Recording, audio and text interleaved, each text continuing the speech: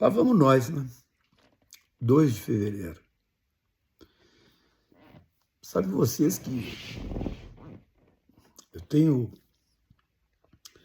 me dedicado a determinadas questões que envolvem a própria capacidade de interagir no mundo, né? Preciso disso. Inteligência artificial, né? Não tem mais como não usar. E a IA, claro que eu estou num nível ainda bem básico, muito básico, tentando compreender. É um instrumento que não tem como fazer de conta que não existe, né? Precisa ser usado, tem que aprender, dominar, não, impossível. Os tantos níveis que ela proporciona, né, de acesso, de construção, de interações e tal, impossível dominá-la. Mas o mínimo a gente tem que fazer um esforço para isso. Quando tu pega a telinha, aqui o Instagram, o Facebook, os canais de notícias, coisas que vem no YouTube, tu te questiona se o que tu enxerga, se o que tu tá vendo, se a informação que tu recebe, se aquilo não é uma artificialidade, né? Não é uma montagem, não é uma estrutura montada para satisfazer determinados interesses. Se a imagem, se ela é real, se ela não é real, né? As coisas são tão perfeitas que até o próprio real tu vem e te obriga a questionar, né? Será que isso é real? São coisas tão perfeitas, né? Só que isso é um problema. O primeiro problema qual é? Cara, eu sempre tive como princípio a confiança. Eu, antes de desconfiar, sempre confiei, né? Levei muito ferro por conta disso, né? Mas sempre achei correto ser assim. Chamado no mundo do direito, a gente chama o benefício da dúvida, né? O benefício da dúvida é do outro, sempre. Em princípio tá certo. Mas a partir do que a gente está vendo e da intensidade com que esses instrumentos vêm sendo utilizados, até por proteção própria, tu começa a duvidar. São coisas tão, às vezes, equilibradas, que tu diz, não, isso é verdadeiro, isso é real. E aí tu vai ver e não é fake. O fake é o falso. O fake não é simplesmente aquilo que não corresponde à realidade, é mais do que isso. É uma dissociação da realidade com um determinado interesse posto, conduzido por aquela construção. Isso é o fake, né? O falso, o erro. Isso é outra coisa, né? O falso, simplesmente por falso, é outra coisa. Então, isso é um problema.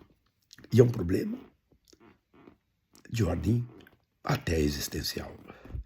Porque não é possível a existência estruturada no mundo da dúvida, da desconfiança. Não é legal isso. E aí tu te pergunta o seguinte, como é que eu trabalho para checar se a informação é falsa ou se ela é verdadeira? O que sobra? A mesma instrumentação, os mesmos IA, as mesmas redes. Moral da história.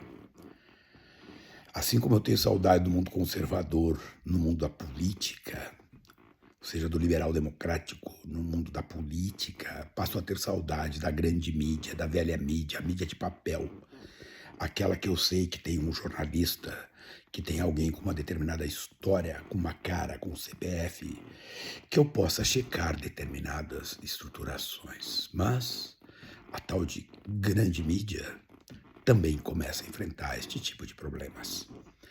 Cara, isso é muito sério. Por quê? Porque a estruturação da existência passa a se consolidar, se consolida com a dúvida. Será que isso é verdadeiro? Será que não é verdadeiro? A construção das bolhas, né? A bolha por si mesma, ela certifica certos posicionamentos, certos fatos. A pergunta é: aquilo que nos é apresentado de maneira falsa, montada, não deixa de ser um tipo de realidade. E certas pessoas vivem essas realidades. Ou seja, dadas algumas dissonâncias cognitivas, né, que conduzem as pessoas à mistificação de tudo que tem no seu entorno,